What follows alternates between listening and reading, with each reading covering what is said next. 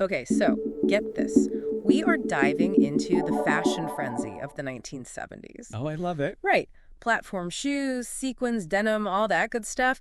And we're going deep, using 006 fashion in the 70s, disco, punk, hippie, and bohemian to guide us. Sounds groovy. Totally. And fashion in the 70s, it wasn't just about the clothes, it was a whole cultural moment. Absolutely. It was about breaking the rules. Yes. Embracing individuality, maybe a little rebellion too, right? A little. They were practically inventing rebellion. Well, maybe. So are you ready to hit the dance floor and explore this iconic decade? Let's do it. I'm ready to boogie. All right. Now, when we think 70s fashion, disco is what usually springs to mind, right? Wow. But it wasn't just the music. It was this whole cultural wave. Right. And it mirrored what was happening in society, too.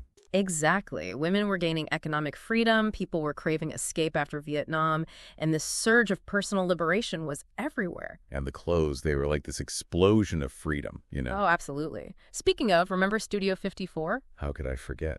The epicenter of it all. Right. And our source, 006 Fashion, in the 70s, it talks about how jumpsuits, can you believe it, became a huge hit. Jumpsuits, Rob. Yeah, and not just for women, men were rocking them too. Can you imagine that style revolution happening today? It really shows how those old gender norms were being challenged. For sure. And for women especially, it was like, hey, I can be stylish and powerful and comfortable all at the same time. Exactly.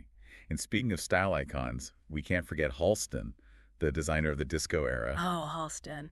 He was the king of minimalist chic, but minimalist doesn't mean boring. Definitely not. His designs were all about clean lines, luxurious fabrics, just this understanding of how to make clothes flattering. And he was dressing all the biggest stars, Liza Minnelli, Bianca Jagger. He defined the look of the era. Oh, but we can't forget another icon who knew the power of effortless style.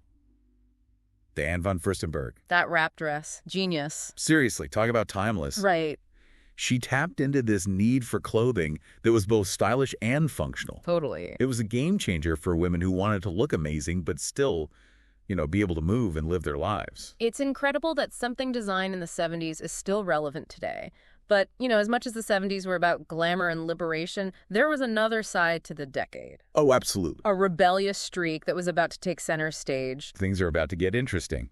Okay, so we're just grooving on those disco vibes, but the 70s were so much more than just like glitter balls and platform shoes. It was a time of huge social and political change. Absolutely. And fashion became this amazing outlet, not just for self-expression, but for rebellion, too. It's true. You saw all these movements, all these subcultures, each with their own style, their own message. Exactly.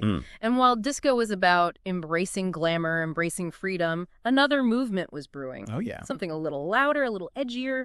Cue the safety pins and ripped fishnets. It's time to talk punk. Our source, 006 Fashion in the 70s, it actually calls punk an anti-fashion statement. Interesting. Right. So was it about rejecting fashion altogether? What do you think? That's a good question. I think it was more about reclaiming fashion, turning it on its head, using it as this tool for rebellion. Yeah. Don't forget, this was a time of economic uncertainty, social unrest. Yeah, right. Yeah. Punk gave a voice to those who felt unheard, unseen. It was all DIY, individuality, and, sticking it to the man. And no one embodied that punk spirit better than Vivienne Westwood. Oh, absolutely not. Her shop in London, it was actually called SXX. Talk about a statement. She was so ahead of her time, Westwood and Malcolm McLaren, they understood the power of shock value, and their designs, they challenged everything. Social norms, traditional ideas of beauty. Yeah. Everything. Their designs were like walking pieces of protest art. But the 70s weren't just about extremes, right? The peace-loving, free-spirited vibe of the 60s, that didn't just disappear, did it? Not at all. It evolved. The hippie aesthetic, it took on this new life in the 70s, became more bohemian, more globally influenced. Okay. Think flowy fabrics, ethnic prints, handcrafted jewelry. It was about individuality and connecting with different cultures. Right, and 006 Fashion in the 70s highlights Thea Porter as a key figure in this movement. Oh, absolutely. Yeah. She brought the abaya style, caftans, all that to the forefront. And who could forget Ozzie Clark with those psychedelic prints? It was like wearing a work of art. Totally. And Biba, with that Art Nouveau and hippie mix, it was so unique. The 70s really embraced this idea of expressing yourself through fashion, no matter your style. So the 70s were saying, hey, express yourself however you want. Yep. But we can't forget some of the other trends that were popping up alongside these major movements, like glam rock, all about theatricality, pushing boundaries. Oh, for sure. David Bowie. Anyone, an icon. The master of reinvention, challenging gender norms, using fashion to create these, otherworldly personas. He wasn't just a musician, he was a performance artist, and his style was key. Totally. And while glam rock was dazzling everyone with its glitter and platform boots, another important movement was gaining traction, the rise of Afrocentric fashion. Right. A pivotal moment for representation. The Black is Beautiful movement had a huge impact. Huge. Not just on fashion, but on how Black identity was perceived. Absolutely. And designers like Stephen Burrows were key figures in this movement. Can you tell us a bit more about his impact? Burroughs was a true innovator.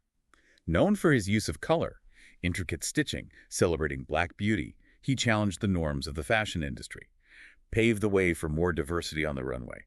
Groundbreaking stuff. It's amazing how fashion reflects these larger social and cultural shifts, right? For sure. But before we move on, there's one more trend we have to touch on, one that's still influencing how we dress today: the rise of casual wear. Ah, yes, the California cool kids were making their mark. Exactly. Brands like Ocean Pacific or OP popping up, bringing that surf and skate culture to the masses. It was the beginning of what we call streetwear today. Wow, yeah. It was all about comfort, functionality, and this more relaxed approach to style. It's interesting how these trends often start as these subcultural movements, then slowly make their way into the mainstream. What's fascinating about the 70s is just how many styles were happening at once, each with its own energy, its own look. A decade of incredible diversity and experimentation. Totally. It makes you wonder what we're embracing now that will be seen as iconic decades from now. We're back, and I gotta say, diving into the 70s is a little dangerous. Oh, how so? I kind of don't want to leave. What gets me is how this decade took casual wear, from just running errands to making a statement. Oh, absolutely. I mean, we're still feeling those ripples today. Totally.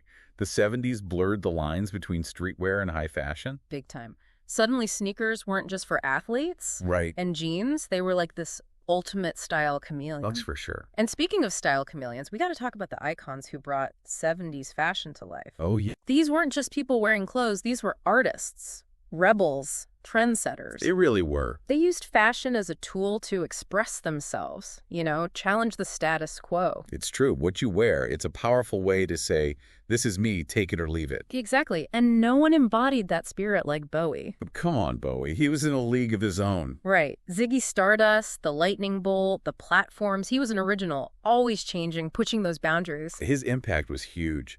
Embracing androgyny, challenging gender norms, showing that fashion could be theatrical, experimental, even a little dangerous. A total game changer. And it wasn't just the men who were shaking things up. We had icons like Farrah Fawcett, California Cool, that hair. Oh, iconic. Right. And she made everyone want to be a little more laid back, a little more, sun. That effortless California vibe. Yes. And we can't forget Bianca Jagger.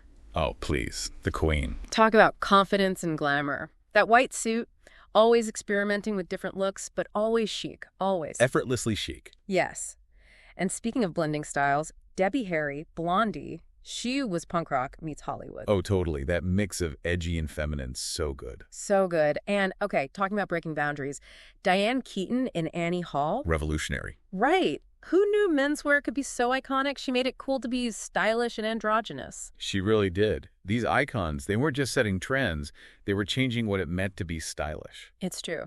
And as we wrap up our 70s fashion journey, I feel so inspired. Me too. It was a decade about embracing change, celebrating diversity, encouraging everyone to find their own style. A powerful message that we still need today. Absolutely. So next time you're getting dressed, channel those 70s vibes.